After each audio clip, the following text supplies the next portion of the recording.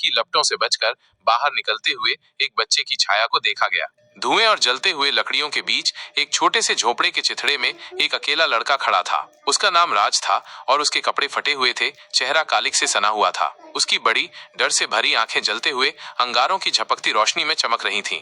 कभी कभी एक त्रासदी के चुपचाप खत्म होने के बाद एक बच्चा अकेला छोड़ दिया जाता है, एक ऐसे दुनिया में जहां वो असहाय और अकेला होता है। लेकिन राज के लिए उस आग ने जो उसके माता पिता की जान ले ली थी, सिर्फ एक नई शुरुआत की थी। एक ऐसी जिंदगी जिसमें न तो फ्लैश और ब्लड होते हैं और न ही वे भावनाएं जो जीवित लोगों की होती हैं, बल्कि वो दुनिया होती है जहां सिर्फ अतीत के फुसफुसाते हैं। वह आग जिसने राज के माता पिता की जान ली थी कोई साधारण आग नहीं थी। उसने उनका छोटा सा घर चंद मिनटों में जला डाला और सब कुछ राख में बदल गया। किसी कारण का पता नहीं चला, बस तबाही थी। राज को दिमागी हालत में पाया गया, झाड़ियों और जंगल की सीमाओं पर, इस पूरी दुनिया से दूर। वह बच गया था, लेकिन उसकी दुनिया हमेशा के लिए टूट चुकी थी। फोस्टर केयर में कुछ हफ्तों के बाद राज खुद को एक भूत की तरह महसूस करने लगा, एक ऐसा प्रेत जो एक परिवार से दूसरे परिवार में शरण ले रहा था और हर जगह उसे अस्वीकार कर दिया जाता था। लेकिन एक रात जब अकेलापन असहनीय हो गया, वो जंगल में गया, उस जगह जहां आग लगी थी, उम्मीद करते हुए कि उसे शांति मिल सके। जंगल में कुछ उसे बुला रहा था, एक हल्की सी मधुर आवाज जो हवा में फुसफुसा रही थी। पहले तो वो फीकी सी थी, लेकिन जैसे ही वो गहरे जंगल में गया, आवाज स्पष्ट होती गई और उसे एक पुरानी हवेली की ओर खींच लिया। ये घर पुराना था, उसकी खिड़कियां बंद की गई थीं और छत झुकी हुई थी, लेकिन उसमें कुछ ऐसा था जो जीवित था। राज धीरे धीरे उस घर की ओर बढ़ा, आवाज की ओर आकर्षित होकर वो हंसी जो सुनाई दे रही थी, जो किसी ऐसे घर से आ रही थी जो अब तक किसी और ने नहीं सुनी थी। उसने कदम रखा, लेकिन एक पल को रुका। जैसे ही राज घर में घुसा, तापमान गिर गया। हवा में एक अनदेखी उपस्थिति का भारीपन महसूस हुआ। उसकी आंखों के कोने में छायाएं हिल रही थीं, जैसे मोमबत्तियों की लौ। धुंधली रोशनी में उसने उन्हें देखा, फिगर फीके और पारदर्शी, दीवारों से बहते हुए, उनका रूप धुएं की तरह बदलता हुआ। पहले तो राज ने डर से खड़ा होकर कोई प्रतिक्रिया नहीं दी, लेकिन फिर उनमें से एक छाया ने उसके पास आकर उसे देखा, एक औरत जिसकी आंखें चमक रही थीं और चेहरे पर हल्की मुस्कान थी। स्वागत है बच्चे, तुम हमारे पास अपनी जरूरत में आए हो।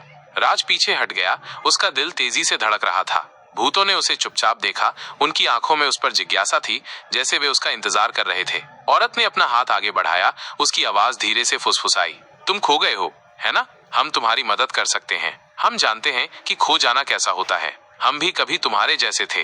राज संकोच करता हुआ खड़ा रहा। वो जानता था कि यह अजीब था, लेकिन उस मौजूदगी में कुछ ऐसा था जो उसे आकर्षित कर रहा था।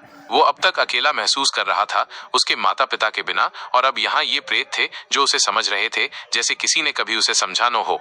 औरत ने फिर अपना हाथ बढ़ाया और इस बार राज ने उसे पकड़ लिया। जैसे ही उसके हाथ ने उसे छुआ, एक अजीब सी गर्मी उसके शरीर में फैल गई और अचानक अतीत की झलकियां उसके सामने आ गईं, अजनबी लोगों की छवियां, और अंदर से एक शक्तिशाली एहसास उठा। भूतों ने उसे अपने पास ले लिया। वे एक परिवार थे जिनमें से हर कोई उस घर में किसी नौण, किसी अधूरी बात के कारण बंधा था।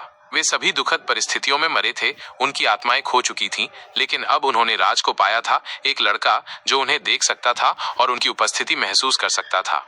भूतों ने राज को कई चीजें सिखाई। उन्होंने उसे बताया कि कैसे वो अपने चारों ओर की दुनिया को नियंत्रित कर सकता है, दूसरों के मन में घुस सकता है और छायाओं को अपने पक्ष में कर सकता है।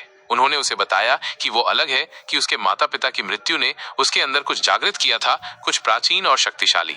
शुरुआत में राज अपनी नई शक्तियों का इस्तेमाल अच्छे कामों के लिए करता था। वो जरूरतमंदों की मदद करता, खोए हुए यात्रियों को जंगल से बाहर निकालता, अकेले और उदास लोगों को ढांढस बंधाता। वो बीमारों को ठीक करता और जब लोग डर से कांपते थे तो वो उन्हें शांत करता। भूत खुश थे। उन्होंने उसकी सराहना की, उसे मार्गदर्शन दिया और पारलौकिक दुनिया के रहस्यों को सिखाया। उन्होंने कहा कि वो उनका उत्तराधिकारी है, कि एक दिन जब वे चले जाएंगे वो उनका स्थान ले लेगा और घर के साथ एक हो जाएगा, हमेशा के लिए भूतों के परिवार का हिस्सा। लेकिन समय के साथ राज में कुछ बदलने लगा। वह शक्ति जो पहले उसे राहत देती थी, अब उसे निगलने लगी थी। भूतों की आवाजें जो पहले मृदु होती थीं, अब आदेश की तरह सुनाई देने लगी। वे उसे अपनी क्षमताओं का उपयोग करने के लिए उकसाने लगे, जो अधिक अंधेरे और स्वार्थी लगने लगी। वो लड़का जो पहले दूसरों की मदद करता था, अब अपनी शक्तियों का उपयोग उन्हें नियंत्रित करने, उनका शोषण करने और उन्हें कष्ट देने के लिए करने लगा। वो रात में गांव में घूमने लगा, छायाओं को अपनी ओर खींचते हुए, अंधेरे से लोगों की पीड़ा देखने के लिए। पहले तो वो सिर्फ मजाक करता, वस्तुएं हिलाना, अजीब आवाजें करना, लेकिन जल्द ही यह अधिक खतरनाक हो गया। वो उन लोगों के पास जाता जिन्होंने कभी उसे नुकसान पहुंचाया था या जो बहुत खुश, बहुत संतुष्ट लगते थे। वह उनके दिमाग में विचार डालता जिससे वे पागल हो जाते, दुखी हो जाते। भूत उसे देख रहे थे। उनकी आंखों में चिंता और गर्व का मिश्रण था। उन्होंने चेतावनी दी थी कि जिस शक्ति के वो मालिक बन गए हैं वो उन्हें निगल सकती है, लेकिन उन्होंने उसे रोकने की कोशिश नहीं की। वे घर से बंधे थे, राज से बंधे थे और वे उसे हर जगह फॉलो करेंगे। एक रात जब राज उस पुराने घर में बैठा था, भूतों से घिरा हुआ एक एहसास ने उसे चौंका दिया।